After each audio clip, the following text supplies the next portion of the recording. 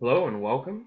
Today we'll be looking at how to remove objects and blend backgrounds using Photoshop's Clone Stamp tool. First, I'd like to list a few assumptions that I've made in making this video. First of all, that you have Photoshop.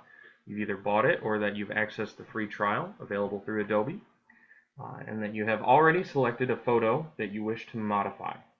I will be using a PC rather than a Mac, although a lot of the techniques might still work. So as you can see here in the beginning, I already have Photoshop open and running on my PC. So we'll need to get a file that we're going to be working with.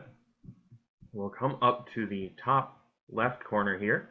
It says File. We'll left click and that will bring up all of our file options.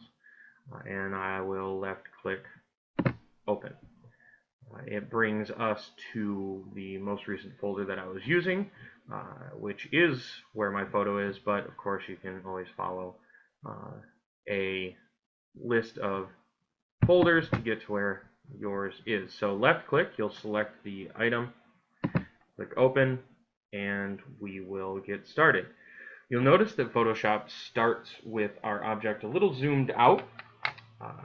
So the first thing I like to do when we're doing any precise work is get a little closer to that work. You'll notice in the bottom left is the zoom. Right now we're at 33 1/3%. So what I'd like to do is go ahead and remove that and bring it to 80% and press enter, and we get a little closer to our work. So what I'd like to do first is remove this bird here in the middle. Now, typically with Photoshop functions, you do need to use the lasso tool before you're able to modify the photo. However, with the clone stamp tool, which is the tool we'll be using today, that is not necessary. So your lasso tool would be found up here. The clone stamp tool is a little below it, about 3 o'clock on your computer screen. The clone stamp tool you can see here looks like a rubber stamp. If you right click, you'll see that there are two options for the stamp tool. We are going to be using the clone stamp tool, which borrows from the background or whatever area you've selected and overwrites where you select it to. So go ahead and select that tool. Bring it over here. You'll see that our cursor is now a circle. And we'll get started. So what we'll do first is find the area from which we'd like to clone. Given that we'll be taking this bird here out, I will be using the background around it. Now with clouds, of course, it's a dynamic thing, so we'll be using multiple samples. We'll just get started here on the right side of the bird. If you hold Alt, or when you hold Alt, you'll notice that the cursor gets a sort of crosshairs look to it. This is where you can select your source. So we'll work with the clouds here. I'm going to left click while holding Alt, and that will select our area. Now if you move your cursor over the bird, you'll notice that behind the tool you get a little preview of what it will look like when you start using the tool, which is nice. It gives you a sense of a preview, a sense of how the tool is going to start functioning. So we'll start here at the tip of the wing, and you simply left click and hold and start coloring over the undesired object. So we click, you'll notice that a plus sign, a cross, shows up to the right, approximately where we selected the clone to draw from. You'll want to keep an eye on that, as when you use the tool, that will move. Of course, everything being dynamic. You'll notice we've already started to remove some of the bird here. Now, as you get closer, you might notice that it starts to overwrite again and write the tip of the bird's wing again. The clone is operating with the assumption of the previous photo when you selected, so you will need to select a new area from which to draw fairly often. So again, I'll come over here, and then you can use an area that's already been overwritten. So we'll hold Alt, we'll get our crosshairs up, left click, and start over again. Alright, so looking pretty good so far. You'll always be wanting to pay attention to where the cursor is and what you're overwriting. Try and keep everything as smooth as possible. And we'll move over to the left side of the bird here, holding Alt again, clicking, and we'll hold left click and start overwriting as well. Now again, this is especially important to pay attention to where both the cursor and the clone source are, as we don't want to end up duplicating this bird over here while we're trying to eliminate this one. So let's keep moving our cursor. Alright, going fairly well here.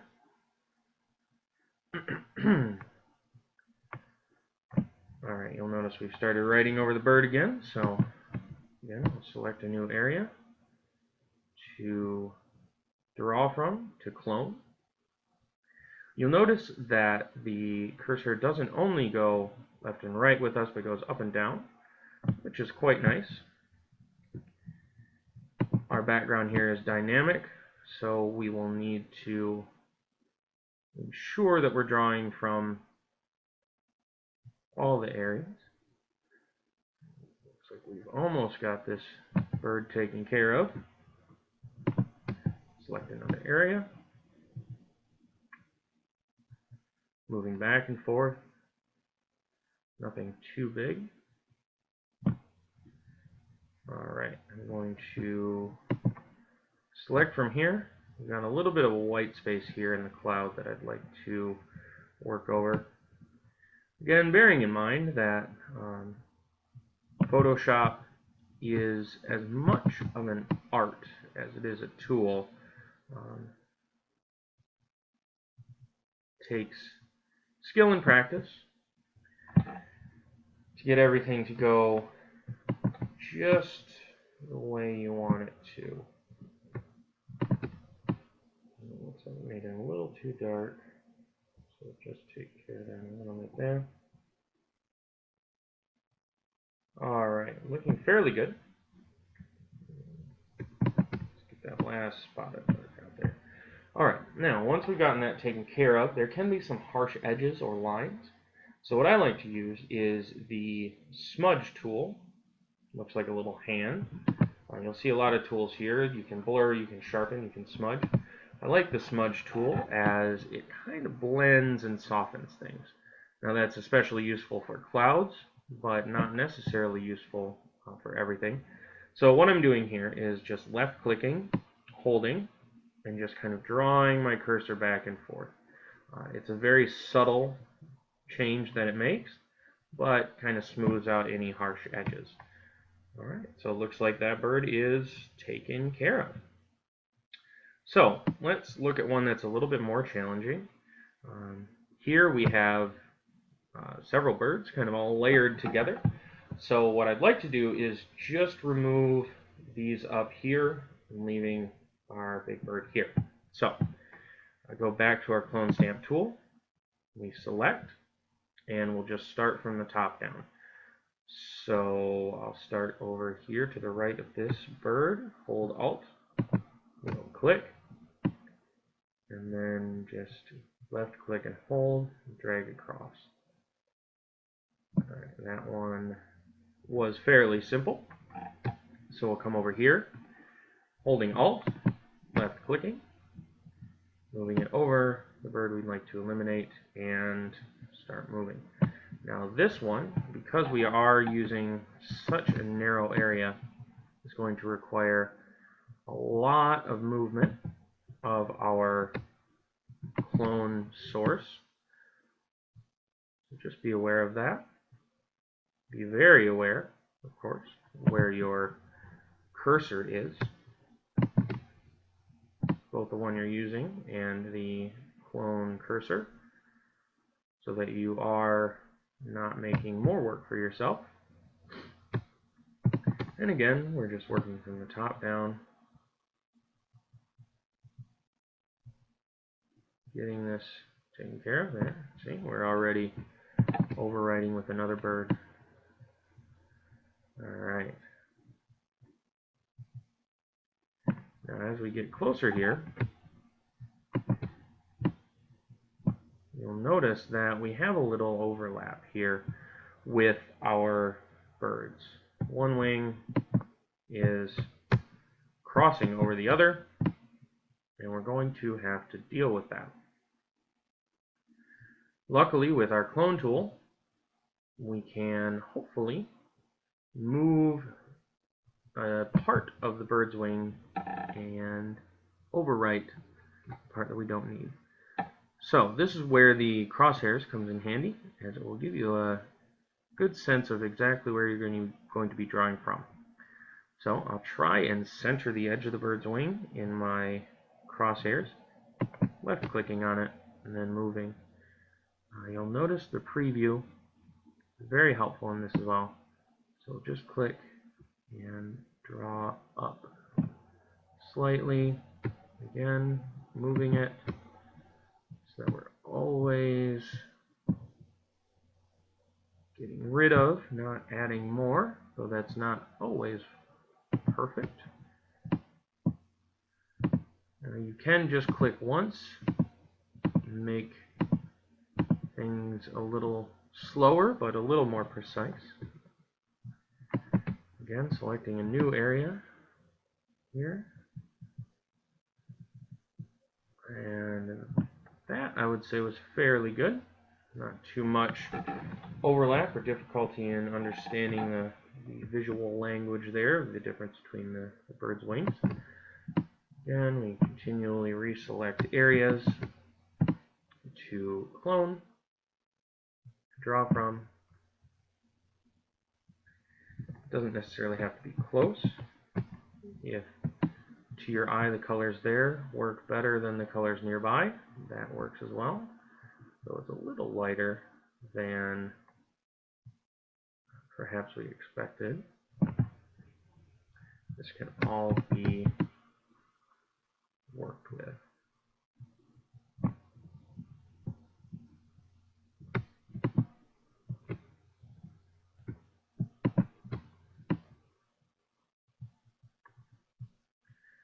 Alright, you'll see we got a little light there, so we'll just fill that in with similar background. We'll be able to fix some of that with the smudge tool. At least some of the blending. Almost got this bird taken care of. Now it looks like that beak is in our way again, so we'll alt click here, select the portion of the bird's wing, and again you'll notice the preview. All I have to do is left click once and the beak is gone. Do it one more time here, selecting from just above the area. Make sure everything lines up fairly well. It takes a good eye to use this program, as I'm sure you're aware.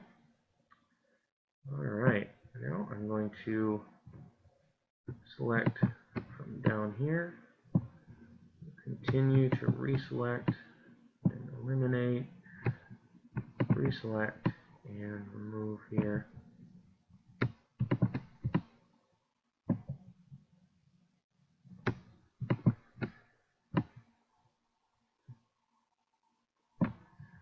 Alright, very nearly done.